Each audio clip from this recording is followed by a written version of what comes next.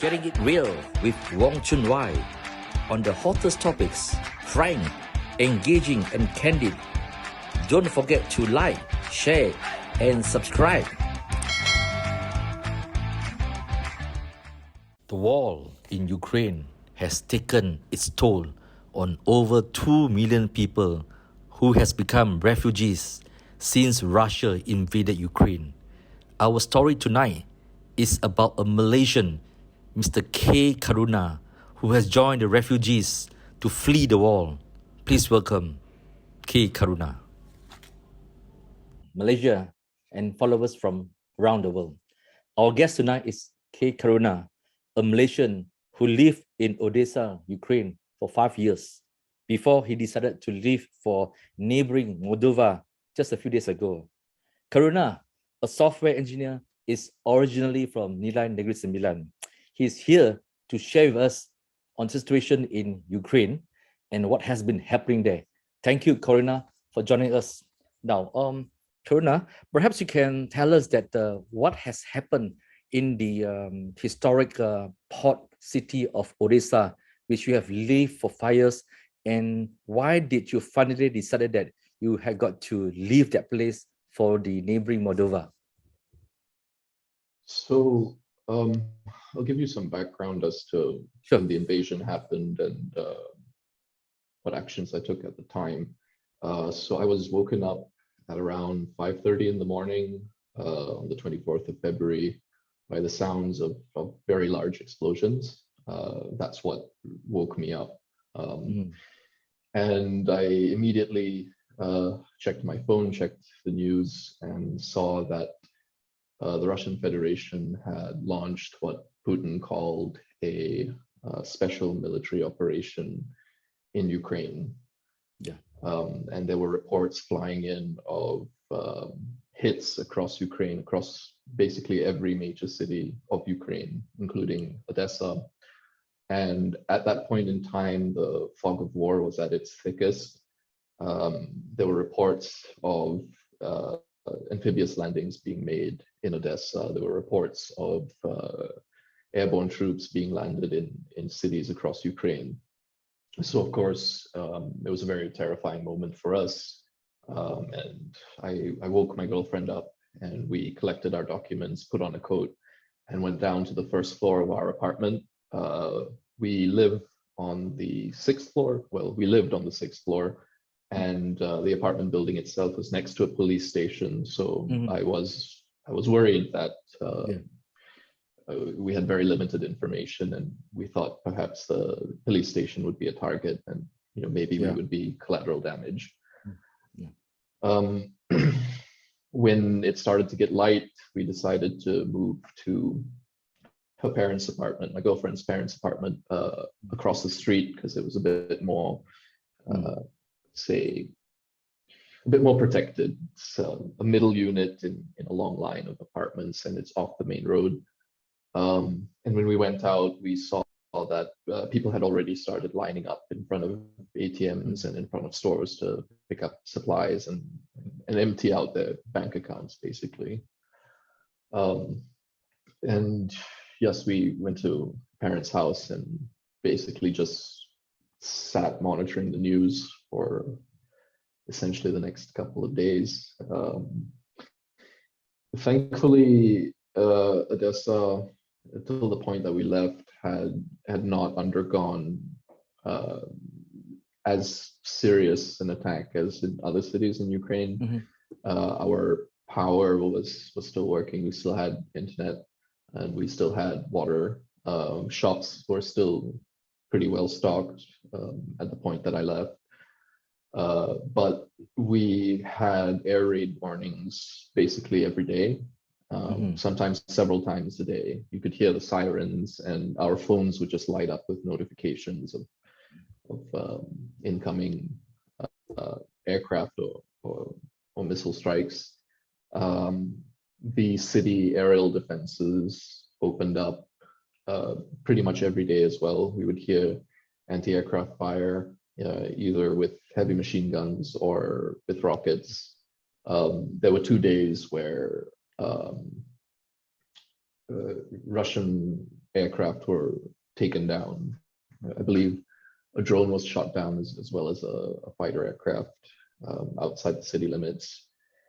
And in the opening hours of the invasion, I'm a civilian. I don't have military experience. I had no way to judge whether an explosion was, far away or close to us. You just hear a really loud bang. But as the days went on, we learned to differentiate between the sounds of anti-aircraft missiles taking out drones or aircraft, and actual hits. And we could also tell when an explosion was far away versus nearby, which is a skill that I never thought that I would learn. And so, Karuna, how often does this siren, how often does it come out in the day or in the night? Definitely every day. Every day of the invasion, there was at least one siren. Sometimes there would be multiple. I think when I was still in Odessa, the most we had in one day was 4 air raid sirens.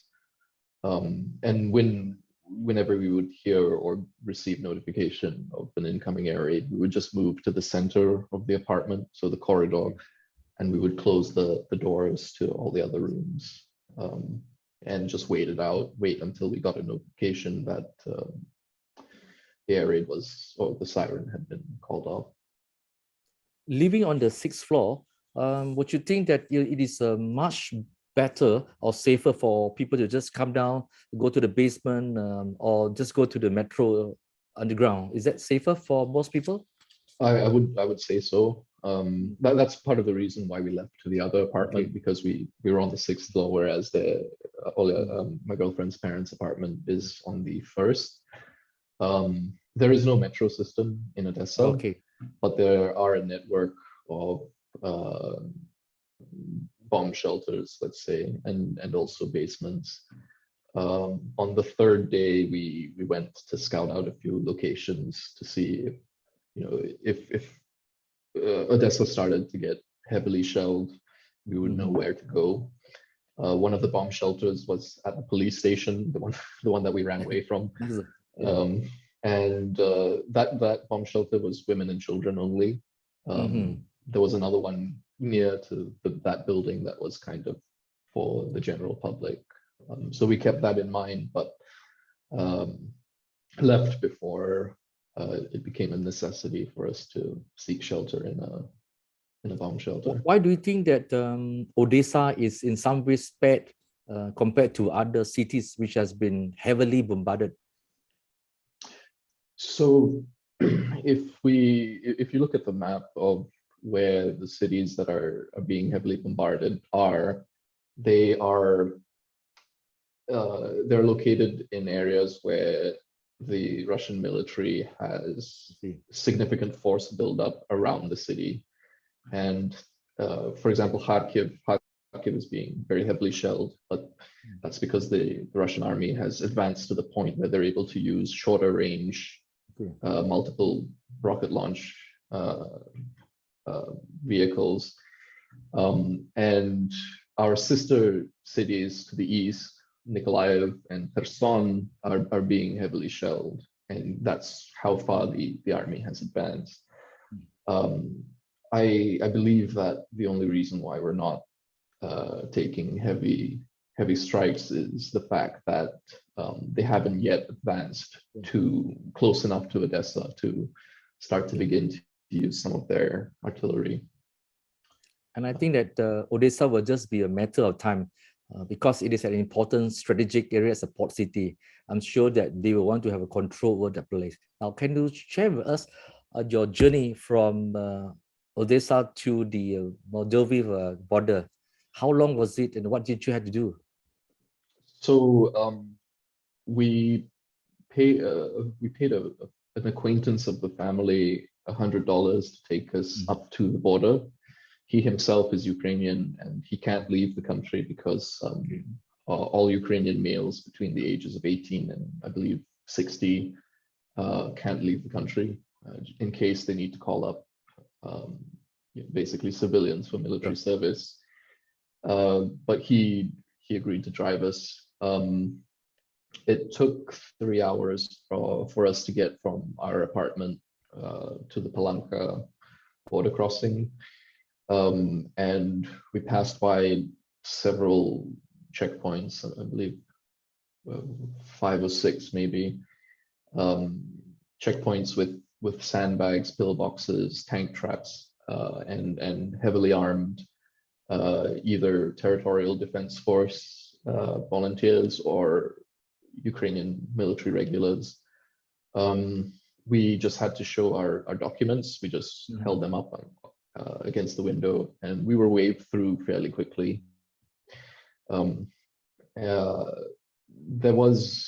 It seemed to me that they were more concerned with people coming into the city rather than those leaving. So my girlfriend's mom actually left her wallet at home, so we had to turn back and go through one checkpoint again. And on our way back into the city, they were really looking at us, but waved us through. Once we were at the Palanca crossing, the border was pretty well supplied. They had tents providing food and water. There was a medical tent. There were UN staff documenting the crisis. Ukrainian passport holders were being waved through pretty quickly. None of our bags were checked. That process was pretty quick. I had, being a foreign passport holder, I got put into a separate section, and my passport was taken for a while. That was a little bit concerning because, you know, I don't want to be separated from my passport, right? And they were basically just checking all foreign passports, and I was in that section for about 2 hours, just waiting for them to give back my passport. They eventually did, and at the other side of the border, the Moldovan side, there were more tents providing food and water, as well as several free shuttle buses to Chisinau, the capital. And we got on one of the free shuttle buses, and it took us another, I would say, 3 hours to get to Chisinau,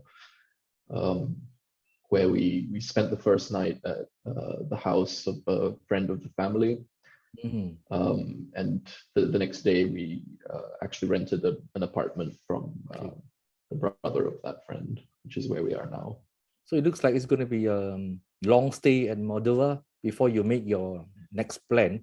Now, why is it that the crossover to Moldova is less chaotic or less crowded than, say, to Poland?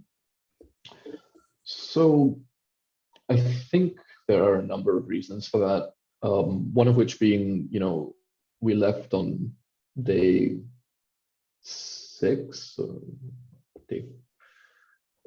We didn't leave immediately, and so I believe a lot of people had already crossed by the time we made the decision to exit via Palanca. Another reason would be the Moldova crossing was the closest to us in Odessa, but a lot of evacuation trains from the east, from the eastern cities, Kharkiv, Melitopol, they were going west to a city called Lviv, which is on the border with Poland. So people were being evacuated to the westernmost cities of Ukraine, and the next logical step after that is Poland. There's also a very large Ukrainian diaspora in Poland, and many people have relatives there, so I suppose it would make more sense for them to go there.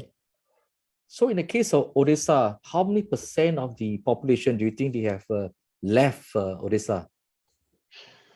It's a difficult question to answer. I have a friend who is still in Odessa, and she lives in the city center, and we were talking yesterday, and she did mention that the city is very, very empty. At least the city center. It could be that a lot of people have left the city itself, but not left the country. They have houses on the outskirts, but I would say that a lot of people have left, but I can't give percentages. Yeah. Karuna, many of us who watched who follow the development of the wall on TV, we have always wondered, why is it that the internet, why is it that the phones are still working, that people could do, for example, do a Zoom talk on the internet, they send out messages. So why is it possible that in a war like this, the internet is still working and lines are still working? I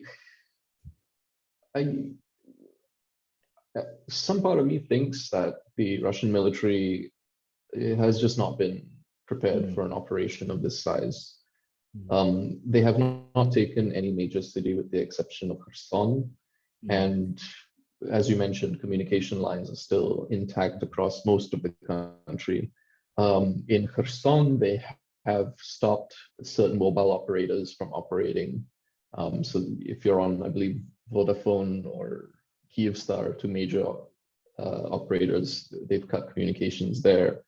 But they haven't really been targeting communication centers. They made an announcement the day before we left that they would begin attempting to hit communication centers, and they were warning people to move away from the communications infrastructure. But the only major thing they managed to hit was a TV broadcast tower in Kiev. And if you look at the Russian advance, they seem to have stalled out, which leads me to believe that they just are not well equipped or have the right strategy to deal with an operation of this size. And morale amongst Russian troops must be really low because they're being sent to shoot essentially, they're being told to go home. They're being told that they're murderers in their own native language. And a lot of these captured Russian Federation soldiers are very young, 19, 20, 21 years old. And when they are being interrogated, a lot of them have said that they were told that they were going on exercises, on training exercises. And then a couple of days later, crossing the border. So for refugees, trying to wonder what it's like, or what do they had problems. So many of them had problem withdrawing money from the ATM machine, and many of them have just luggages which they carry. When they reach a certain destination, and if they do not have anything with them, what kind of problems do they face, and what kind of help do they need? So in Moldova, when we crossed the border, there was temporary housing set up. There were tents to house people, and there are a lot of volunteers trying to help people out. And Moldova is a small country, and I read a figure, something like 4%. 4% of Moldova's population, a number of refugees that amounts to 4% of Moldova's population has crossed over into Moldova. So it's going to be a logistical challenge for them. In Romania and Poland, I have good friends there who are helping out the volunteer effort. And they have programs where tourist operators in Romania are taking in families who have no place to stay. Same in Poland. So there is a lot of help and support from the international community, which I think it's a good thing. And I think that's how brotherly nations should act, not. Yes. I want to take a step back. When this happened so fast, it's just a matter of weeks, and Russia has invaded the place. When you read the news, even for me, weeks and months ago, when there were a lot of warning signs that Russia is going to invade Ukraine, did you ever imagine that it will actually happen, or you felt that it was just rhetoric and just noises? So I mean, I've been living in Ukraine for quite a while now, and I've kind of gotten used to, I call them Russian pressure campaigns. Mm. This isn't the first build-up that has happened on the border. We had another similar scare in spring last year, I believe. And I thought that there was a possibility that there may be increased hostilities in the east, in the occupied territories that have been occupied since 2014. I found the US intelligence statements that they were planning to take Kiev and that tanks would be rolling on Kiev. I found that to be absolutely ludicrous.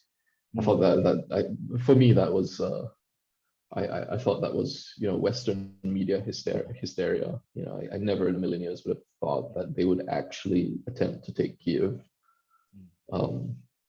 Just to give a very rough sort of analog of how shocking that is, it would be and this is a very rough analogy, it would be as though Singapore started bombing Penang to free Chinese speakers. That's how ridiculous this whole situation is, if you can imagine it that way.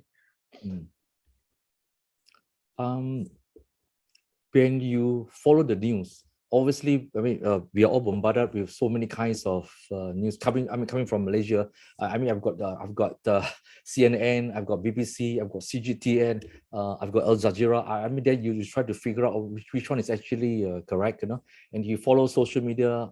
We are bombarded with so many kind of information. So how do you keep track of what's happening in Ukraine with a rational, as much as you can, with a rational kind of mind to show that okay, this is real, that's not real? How do you keep tabs of that and make a judgment?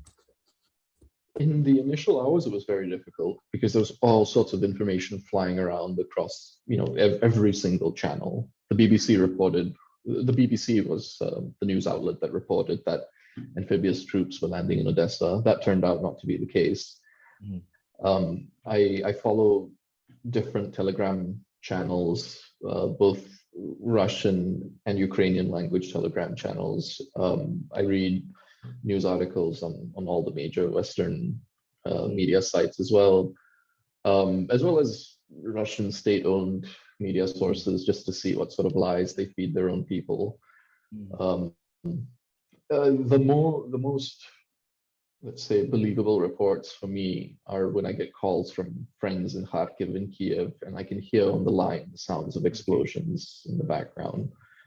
So it is difficult to sift through the information, but if I see multiple reports coming from different sources about a particular thing happening, odds are that it is true. Are you able to call up your friends in various parts of Ukraine? I was. We still had communications working almost completely normally. Most of my friends still in Ukraine have either relocated to the west of Ukraine or left the country. My friends in Kharkiv have all left Kharkiv. I do have a few friends still in Odessa, but they're thinking of leaving as well. But so far it hasn't been that difficult to keep in touch. Are there any Malaysians? Are there any Malaysians who have decided to stay back in Ukraine? I wouldn't really know, to be honest. I haven't really kept in touch with any Malaysians. I don't even know of any Malaysians in Odessa. I know there are a few in Kiev, but I haven't really made contact. Sure.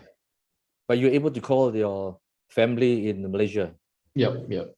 I call them via WhatsApp, and that was fine. You mentioned earlier that you when you were in Odessa, you could actually still do some shopping. What kind of shops still remain open in Odessa? Most supermarkets were operational. There were deficits of certain products. Grains were all pretty much sold out. Bread as well was going fast. We could still get canned goods. I started drinking a lot, and then they banned alcohol. So no sales of alcohol until the war is over. So at night there's a curfew. which starts Yes. at 7 until? It depends. So Mm. they change the curfew hours depending on threat Okay. levels. Usually it was from 7 p.m. until 6 a.m. Sometimes it would be 11 p.m. until 6 a.m. And they would broadcast that curfew throughout various official and unofficial Telegram channels. And the curfew is taken very seriously. If you are outside after curfew, you are considered a potential enemy saboteur. And saboteur groups were operating in Odessa. They plant beacons, infrared beacons to guide aircraft at night. And there was also a shooting at a military academy near where we lived, and that was pretty scary as well. So the police, they patrol. They're all very heavily armed. And there was an incident in Odessa where someone was drunk driving after curfew and refused orders to stop, and so the police just opened fire. Oh, God. Okay, thank you, Karuna, for joining us and spending time with us to share your experiences. We wish you all the best, and we hope that your girlfriend and you will stay safe, plus the family members. Do take care of yourself, and we wish you all the best. And good night. Cheers, man. Thank you.